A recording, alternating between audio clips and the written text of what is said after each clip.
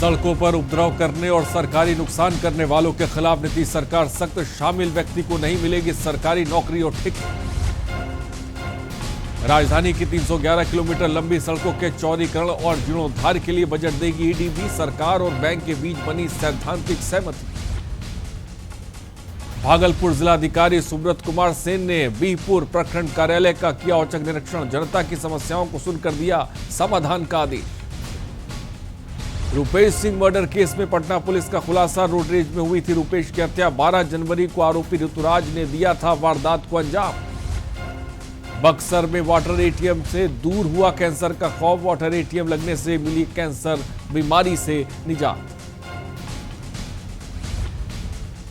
Volleyball की nursery कहे जाने वाले भागलपुर के सोनवर्षा गांव में आयोजित किया गया 10 दिवसीय प्रशिक्षण शिविर। वॉलीबॉल में गांव का इतिहास। आप देख रहे हैं के न्यूज, खबरों का सारथी।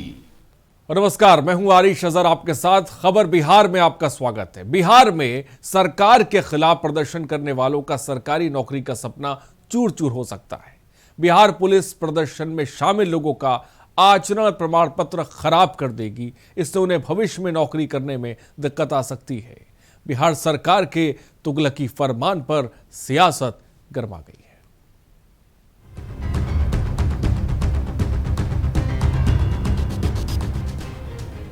बिहार में अगर आपने किसी भी मांग को लेकर प्रदर्शन किया तो फिर आपके लिए मुसीबत हो सकती है।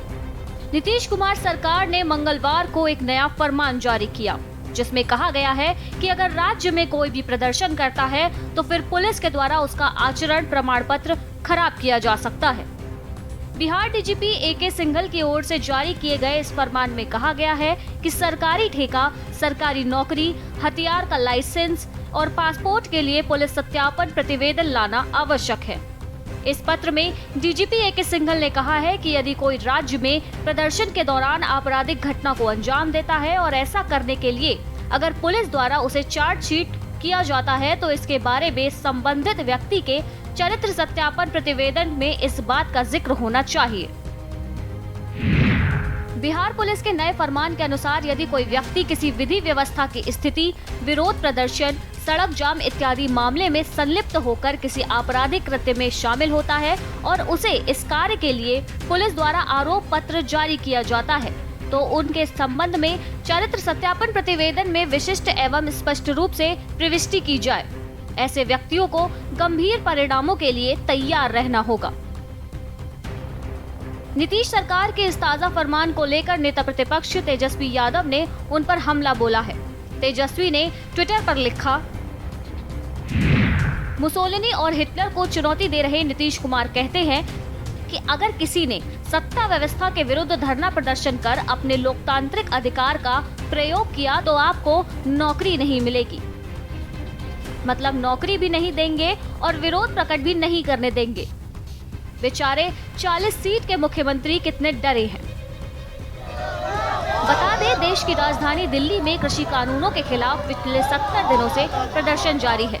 प्रदेश के अलग अलग हिस्सों में भी विरोध प्रदर्शन चल रहा है। आंदोलनकारियों पर प्रशासन कार्यवाही भी कर रहा है।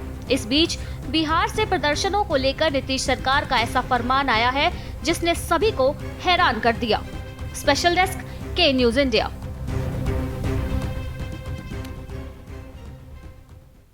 और पटना में इंडिगो एयरलाइंस के स्टेशन मैनेजर रुपेश सिंह हत्याकांड का बिहार पुलिस ने खुलासा किया है। पुलिस की माने तो रोडरेज के कारण रुपेश की हत्या हुई थी। नवंबर में पटना स्थित एलजेपी कार्यालय के पास रोडरेज की घटना हुई थी। पूरा मामला क्या है, इस रिपोर्ट में आपको दिखाते हैं। रुपेश हत्याकांड में पुलिस का खुलासा।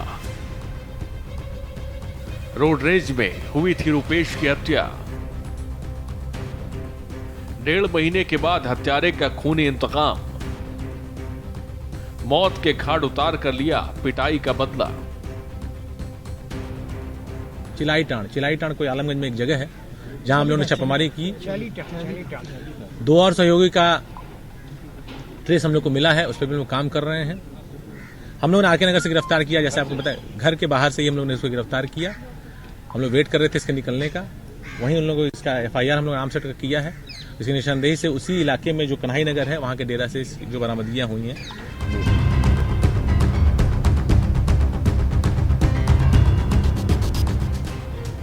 पटना में इंडिगो एयरलाइंस के स्टेशन मैनेजर रुपेश सिंह हत्याकांड का बिहार पुलिस ने खुलासा कर दिया है। पटना को हिला कर रख देने वाली वारदात में आरोपी ऋतुराज को पुलिस ने गिरफ्तार किया। जयपुर में पढ़ाई करने वाला आरोपी छात्र 2016 में बिहार वापस आने पर मोटरसाइकिल चोरी में शामिल हो गया था। जानकारी के मुताबिक नवंबर में पटना स्थित एलजेपी कार्यालय के पास रोड रेज की घटना हुई थी। इसी से नाराज युवक ने रुपेश को मौत के घाट उतार दिया। बताता है कि लोजपा कार्यालय के पास से ये जा रहा था एयरपोर्ट की तरफ और एक फर्स्ट कट ही है उस रोड पर, उस पे से यू टर्न ये लेता है और सामने से एक एमसी मॉइसन गैराज गाड़ी आती है और दोनों उस गाड़ी की स्पीड नॉर्मल से अधिक बताता है ये और लगभग एक्सीडेंट होता है और ये मरते मरते बचता है। फिर जैसा कि जनरली होता है दोनों राइडर्स आपस में बाताबाती करते हैं। इसके अनुसार जो चालक है उतरता है, इसके साथ मारपीट होती है, इसको प्रशासन में ले जाने की बात कहता है। इसके पास गाड़ी चोरी की होती है, ये संभव वहां से बच के निकलता है। मामला लगभग 1 मिनट का भी नहीं रहा होगा। उसके बाद मॉइसन गैराज गाड़ी निकल जाती है, पटेल गोलंबर होते हुए, गवर्नर होते हुए। गाड़ी के पीछे ये चलता है। ये हर 10 दिन में मोटरसाइकिल बदलता है लड़का। और डिटेल पता करने पे पता चला कि ये मोटरसाइकिल चोर है। एक बालिया बयान में आरोपी ऋतुराज ने खुलासा किया कि बीते वक्त में रुपेश के साथ एक दुर्घटना हुई थी, जिसके बाद रुपेश ने 29 नवंबर को उसकी जमकर पिटाई की थी। पिटाई का बदला लेने के लिए लगभग 1.5 महीने से रुपेश कुमार सिंह को मारने की कोशिश कर रहा था और आखिर में 12 जनवरी को मार दिया। 4 से 5 राउंड फायर कर उसकी हत्या कर दी। गौरतलब है कि 12 जनवरी को पटना में रुपेश सिंह की हत्या कर दी गई थी। जब रुपेश एयरपोर्ट से घर लौट रहे थे तो हमलावरों ने उन पर कई राउंड फायरिंग की थी। इसी हत्याकांड की जांच के लिए नीतीश सरकार ने स्पेशल टास्क फोर्स और एसआईटी का गठन किया था। एसआईटी ने कई विभागों में जाकर पूछताछ भी की थी। स्पेशल डेस्क के न्यूज।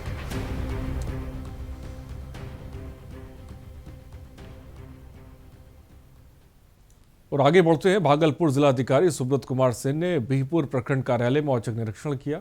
इस दौरान जिलाधिकारी सुब्रत कुमार सेन ने जनता की समस्याओं को भी सुना और समाधान करने के निर्देश दिए। वहीं बिहार में पंचायत चुनाव के कारण जनप्रतिनिधियों ने जिलाधिकारी को मतदाता सूची में भारी गड़बड़ी की समस्या से भी अवगत कराया। कि बीएलओ जो रिपोर्ट दिया था उसके विखंडीकरण वह रिपोर्ट गया ही नहीं। विरोध प्रदर्शन, सड़क जाम या ऐसे किसी अन्य मामले में हंगामा हुआ और विधि व्यवस्था की समस्या उत्पन्न होती है तो प्रदर्शन में शामिल व्यक्तियों को न नौकरी मिलेगी न ठेका। ऐसे मामलों में प्राथमिकी दर्ज होती है और किसी व्यक्ति के खिलाफ आरोप पत्र समर्पित हुआ तो उनके पुलिस वेरिफिकेशन रिपोर्ट में इसका स्पष्ट उल्लेख होगा। चार्जशीट होने पर इन व्यक्तियों को ना तो सरकारी नौकरी मिलेगी ना ही ठेका ले सकेंगे। बिहार सरकार से जुड़े ठेके में चरित्र प्रमाण पत्र अनिवार्य किए जाने के बाद डीजीपी एसके सिंघल ने पुलिस सत्यापन प्रतिवेदन वेरिफिकेशन के संबंध में एक विस्तृत आदेश जारी किया है। इसकी जरूरत कई कार्यों के लिए होती है। तो नीतीश सरकार का उपद्रवियों को लेकर एक बड़ा फैसला।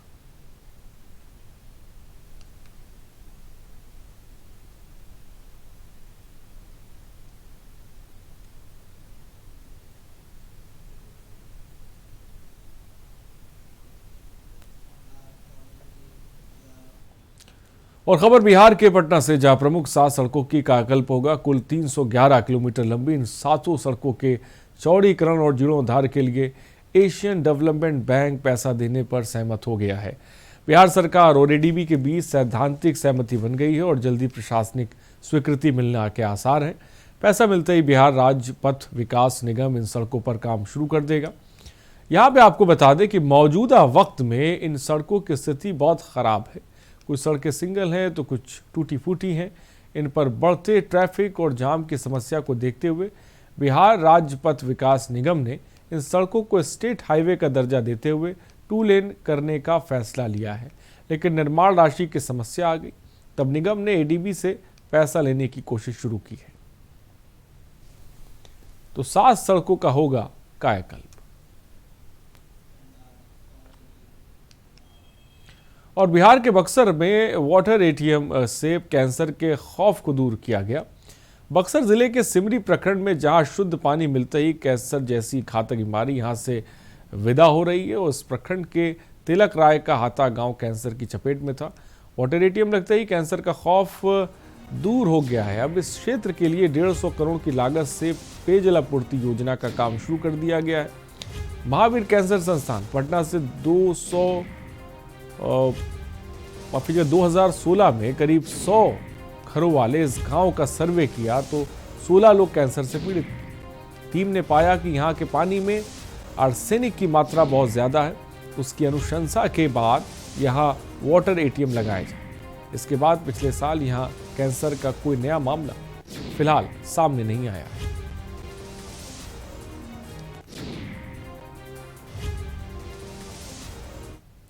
और कैमूर में रफ्तार का कहर देखने को मिला, जहां छलका के पास एक ट्रैक्टर नियंत्रित होकर ट्रॉली समेत पलट गया, जिसमें मौके पर ही ट्रैक्टर चला रहे चालक श्री राम की दबने से मौत हो गई। वह ट्रैक्टर पर सवार उसका भाई धर्मेंद्र राम बुरी तरह से घायल हुआ है। वह इस घटना के बाद धर्मेंद्र को इलाज के लिए अस्पताल में भर्ती कराया गया है।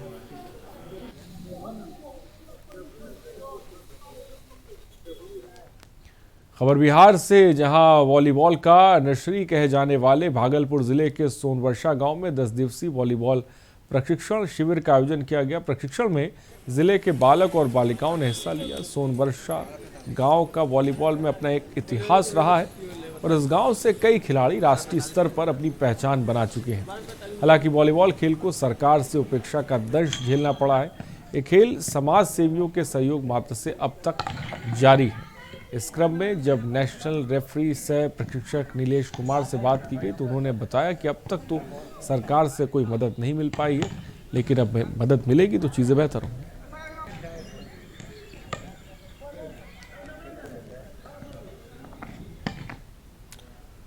और यहां पर रुकते हैं छोटे से ब्रेक के लिए, जल्द हाजिर होंगे। आप देख रहे हैं के न्यूज, खबरों का सारथी। स्वरतः स्वराष्ट्रम रक्षेत। मस्त है, बड़ी मस्त है, टेस्ट में भी लज्जत है। बावर्ची की सोया बड़ी, बावर्ची न्यूट्री सोया बड़ी और टेस्ट में बड़ी मस्त है। खुदी को आजमाया है तो ये अंदाज आया है। खुदी को आजमाया है तो ये अंदाज आया है। तुम में भी मैं हूं, शुद्ध प्लस पान मसाला। जानलेवा कैंसर से कैसे बचें?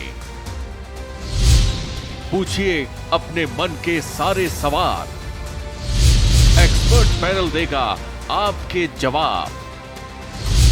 वर्ल्ड कैंसर डे पर खास पेशकश सिर्फ के न्यूज इंडिया पर। गुरुवार शाम 5 बजे कॉल कीजिए 780-09-820-3040 पर। आप देख रहे हैं के न्यूज, खबरों का सारथी। किसानों के मुद्दे पर कांग्रेस और बीजेपी में संग्राम। किलेबंदी पर बोले राहुल, क्या किसानों से डरती है सरकार? पात्रा बोले, गोली चलवाना चाहते हैं राहुल। छत्तीसगढ़ में पहली बार बर्ड फेस्टिवल, देश भर के पक्षी प्रेमी पहुंचे। बेमतरा के गिद्धवा परसदा पक्षी महोत्सव में सीएम बघेल ने की शिरकत। सीएम बघेल का केंद्र सरकार पर तंज। सीएम ने कहा कि पीएम मोदी बेच रहे और सीएम भूपेश सरकारी निजी संस्था खरीद रहे। छत्तीसगढ़ में मनोरंजन अनलॉक, कल से पूरी बैठक क्षमता के साथ चलेंगे मल्टीप्लेक्स। सिनेमा हॉल के बाहर ही 2 गज की दूरी अनिवार्य। छत्तीसगढ़ में परिवार के 3 सदस्य का मर्डर। 16 साल की आदिवासी किशोरी की पत्थरों से नीचे दबाकर की गई हत्या। पिता और बहन को सिर से कुचलकर मार डाला गया। मुंगेली में सिटी कोतवाली थाने में नाबालिग से बर्बरता, पुलिस पर कस्टडी में रखकर बर्बरता का आरोप। निजी अंगों पर पुलिस ने दिए जख्म। आप देख रहे हैं के न्यूज, खबरों का सारथी।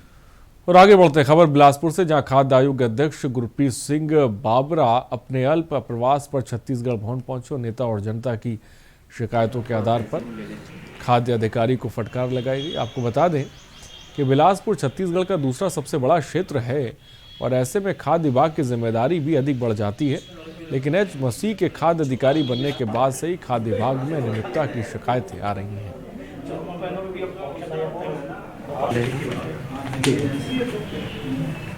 मेरे पास सभी विभागों को मिला के मेरे पास खाद्य विभाग की भी शिकायत है, आदिम जाति कल्याण विभाग की भी शिकायत है, स्कूल शिक्षा विभाग की भी शिकायत है, महिला बाल विकास की भी शिकायत है, मातृ वंदना योजना की भी शिकायत है।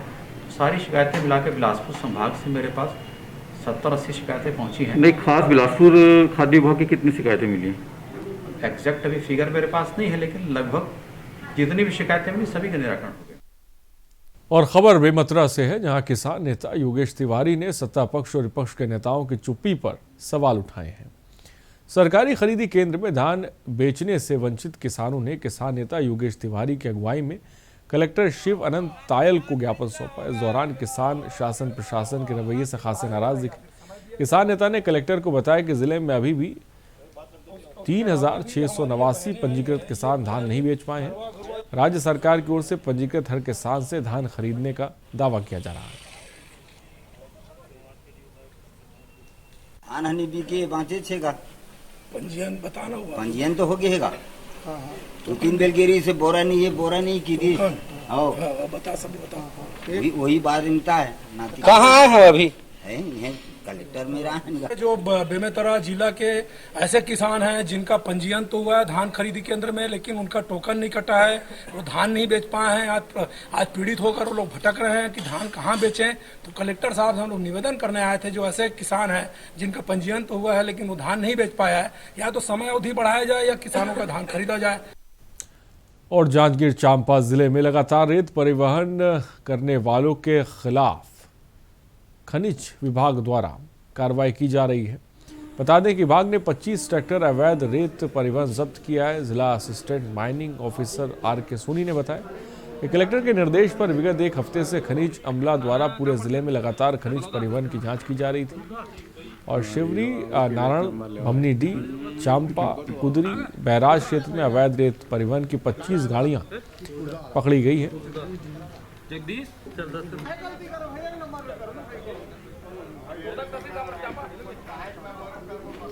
जो कलेक्टर साहब के निर्देश से विगत एक सप्ताह से खनिज अमला पूरे जिले में अलग अलग क्षेत्रों में लगातार खनिज परिवहन करने वालों की जांच कर रहे हैं। अभी विगत एक सप्ताह में आपका जो है अकलतरा क्षेत्र है, श्रीनारायण क्षेत्र है, बिर्रा बमडिंडी क्षेत्र है, कुदरी बराज, खासकर जो चांपा हनुमान धरौला क्षेत्र है, इन क्षेत्रों से 25 रेत की गाड़ियां अवैध परिवहन करते पाई गई हैं और इनको कलेक्टर परिसर, चांपा थाना, कलतरा थाना और आपका ये जो बमडिंडी जो क्षेत्र के थाना उसमें सपुर्दगी में भी रखा गया है। और खबर मुंगेली से, जहां सिटी कोतवाली थाने में नाबालिग ने पुलिस पर कस्टडी में रखकर बर्बरता करने का आरोप लगाया। नाबालिग ने बताया कि उसके निजी अंगों के साथ बर्बरता की गई, साथ ही उसको कस्टडी में रखकर मारपीट की गई। इसके निशान नाबालिग के शरीर में देखने को मिले।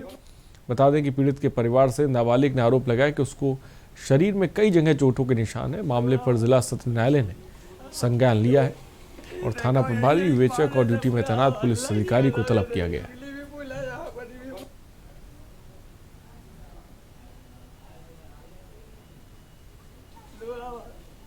अभी मुझे जानकारी मिली थी कि पुलिस के द्वारा वो जो नाबालिग का लड़का है उसके खिलाफ में अपराध पंजीबद्ध हुआ था, उसमें उसको गिरफ्तार कर रिमांड पे भेजा गया है। तो उनके परिजन और वो लड़का पुलिस के ऊपर में आरोप लगा रहे हैं कि उसके साथ में मारपीट की गई। अगर इस तरह की बातें हैं तो उसमें जांच की जाएगी। जांच के बाद में जो भी तथ्य सामने आएगी उसके अनुसार उसमें विधिवत कार्रवाई की जाएगी। और कोटा गांव के नेशनल हाईवे 30 के गांव जोबा के पास हुए हादसे में 2 वाहनों में भिड़ंत होगी और हादसा इतना जबरदस्त था कि मौके पर ही 2 व्यक्तियों की मौत होगी। वहीं 2 युवक घायल हुए हैं जिनको जिला अस्पताल में भर्ती कराया गया है। पुलिस से मिली जानकारी के हिसाब से कार चालक सुकमा जिले के रहने वाले थे, जो किसी शादी पार्टी में शामिल होकर लौटते वक्त तेज गति से आ रही कांकेर ट्रेवल्स की गाड़ी ने सामने से जबरदस्त टक्कर मार दी।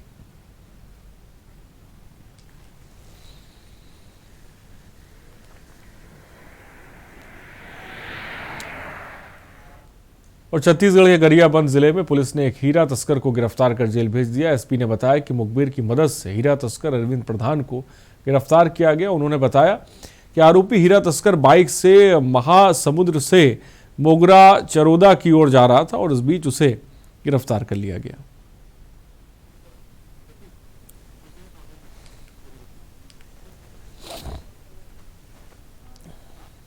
कल हमारी छुरा पुलिस थाने की टीम को एक बहुत बड़ी सफलता मिली। कल हम लोगों ने 221 नग हीरे सीज किए हैं। अभी तक हमारे गरियाबंद पुलिस में जब से हम लोगों ने डायमंड के क्षेत्र में कार्रवाई किया है तो अभी तक की सबसे बड़ी कार्रवाई है कि एक साथ हम लोगों ने टोटल 221 नग हीरे जब्त किए हैं और पिछले इस लगभग एक साल के भीतर में अभी तक हम लोगों ने 573 नग हीरे जब्त कर लिए हैं। 221 नग हीरे की कीमत करीबन 22,10,000 रुपये है और 573 नग हीरे जो अभी तक जब्त हो चुके हैं अगर हम देखें तो 74,60,000 के आसपास उसकी कीमत है। कल हमारी थाना प्रभारी जो चुरा थाना प्रभारी हैं ससंतोष, उनको सूचना मिली थी कि एक आदमी जो है हीरे को बेचने की फिराक में था। और खबर बिलासपुर से, जहां राजधानी के बाद न्यायधानी में भी पर्यटकों की सुविधा को लेकर जंगल सफारी बनाने का प्रस्ताव पर जल्द ही मंजूरी मिल सकती है। यहाँ काफ़ी अरसे बाद शहर को एक नई सौगात जंगल सफारी के रूप में मिल सकती है। बता दें कि बिलासपुर ज़िले में एक ही जू स्थापित है जिसे कानन पेंडारी जू के नाम से लोग जानते हैं और बंद केज में वन प्राणियों का दीदार पर्यटक काफ़ी लंबे समय से कर रहे हैं। तो वह कुछ पर्यटक एक ही जू में बार बार आकर मायूस भी हो रहे हैं।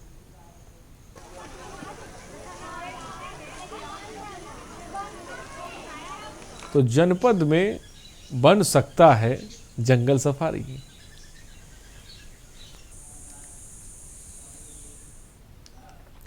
और खबर महासमुंद से, महासमुंद की ओर जा रही कार थाना चंडी मंदिर के सामने यूपी पासिंग देखकर पुलिस ने चेकिंग की और चेकिंग के दौरान पूछताछ करने में बड़ा खुलासा हुआ। चेकिंग के दौरान पुलिस के कार की डिग्गी के अंदर बने चैम्बर में 36.27 किलोग्राम चांदी और 12,70,000 रुपए की नकदी बरामद हुई है। पूछताछ में पुलिस को दोनों लोगों ने खुद को यूपी निवासी बताया है। इनकम टैक्स को भी देंगे क्योंकि इसमें टोटल अगर हम अमाउंट की बात करें तो 40,08,000 के आसपास का पूरा वैल्यू है इसका। तो निश्चित ही ये बड़ा मामला है और महासमुंद जिले की इनकम टैक्स को भी देंगे क्योंकि। और खबर छतरपुर से, जहां सिविल लाइन थाना क्षेत्र के राधिका गार्डन में पुरानी रंजिश को लेकर गोली चलने से अर्जुन सिंह की घटनास्थल पर मौत हो गई। राकेश पांडे नाम का शख्स गंभीर रूप से घायल हो गया और साथी चिंटू मामूली चोट आई, जिसका इलाज छतरपुर के जिला अस्पताल में चल रहा है। घायल चिंटू राजा ने बताया कि अर्जुन सिंह के मकान का काम चल रहा था। उसी दौरान चिंटू पेमेंट देने गए, तभी 2 बाइक सवार आए और उन्होंने गोली चलाना शुरू कर दिया, जिससे अर्जुन सिंह की मौके पर मौत हो गई। फिलहाल पुलिस मामले की जांच कर रही है।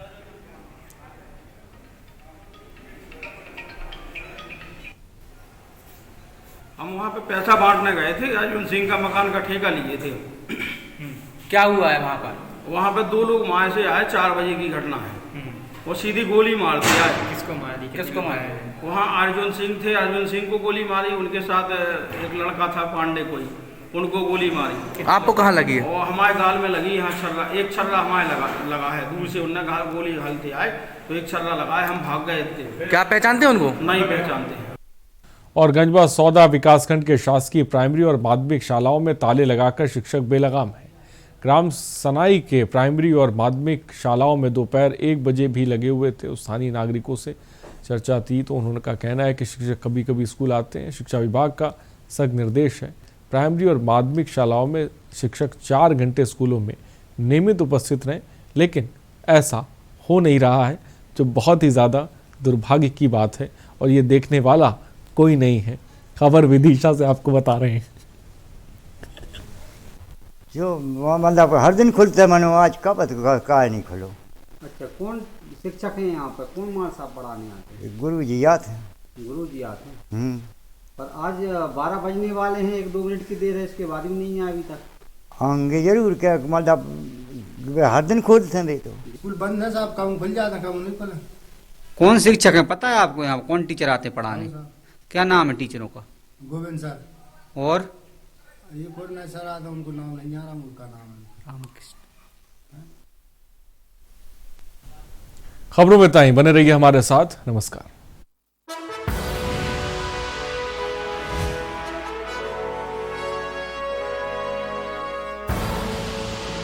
देख रहे हैं के न्यूज, खबरों का सारथी। स्ववत्तः स्वराष्ट्रं रक्षेत।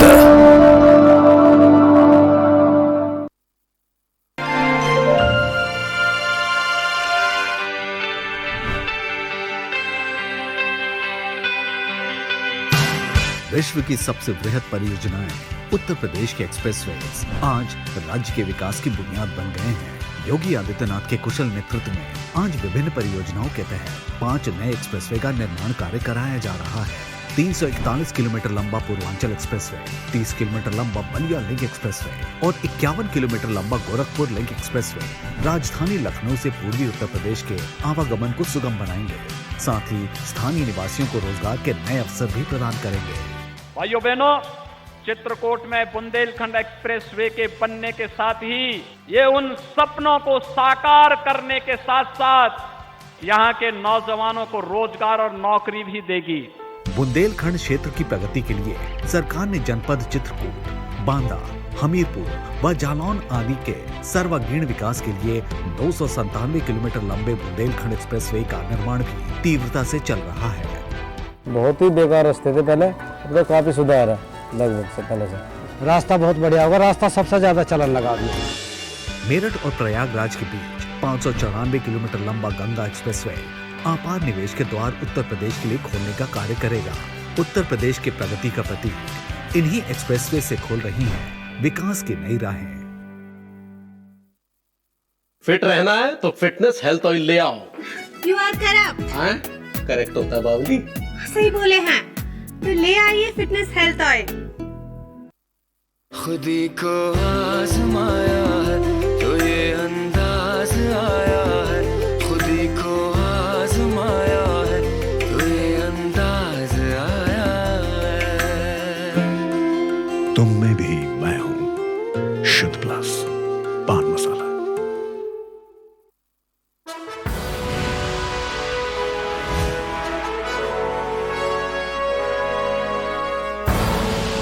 आप देख रहे हैं के न्यूज, खबरों का सारथी। किसानों के मुद्दे, कांग्रेस और बीजेपी में संग्राम। किलेबंदी पर बोले राहुल, क्या किसानों से डरती है सरकार? पात्रा बोले, गोली चलवाना चाहते हैं राहुल। दिल्ली में किलेबंदी के बीच राकेश टिकैत की इनकार। जींद में महापंचायत के बीच आर पार की जंग का किया ऐलान। महापंचायत के दौरान अचानक टूटा मंच। कल चौरी चौरा की घटना के 100 साल होंगे पूरे। पीएम मोदी करेंगे कार्यक्रम का आगाज। शताब्दी समारोह का वर्चुअल उद्घाटन करेंगे पीएम। इलाहाबाद हाईकोर्ट का यूपी सरकार को निर्देश। प्रोटेस्ट कर रहे किसानों ने पर्सनल बॉन्ड न भरवाए सरकार। सीतापुर प्रशासन ने जारी किया था नोटिस। यूपी में कोरोना के बीच हमीरपुर में बड़ी खबर। कोरोना मुक्त हुआ हमीरपुर जिला। मंगलवार को डिस्चार्ज किया गया आखिरी कोरोना मरीज। सोनभद्र में मिला 174 करोड़ वर्ष पुराना जीवाश्म। भूवैज्ञानिक बोले, तब पृथ्वी पर नहीं था जीवन। मामला यूपी सरकार को दी जाएगी। आप देख रहे हैं के न्यूज, खबरों का सारथी। और नमस्कार, मैं हूं आरिश अजहर। हमारा उत्तर प्रदेश में आपका स्वागत है। इस बीच बड़ी खबर लखनऊ से है। विधायक मुख्तार अंसारी की पत्नी को राहत। खबर इस वक्त लखनऊ से आपको बता रहे हैं। इलाहाबाद हाईकोर्ट से राहत मिली है।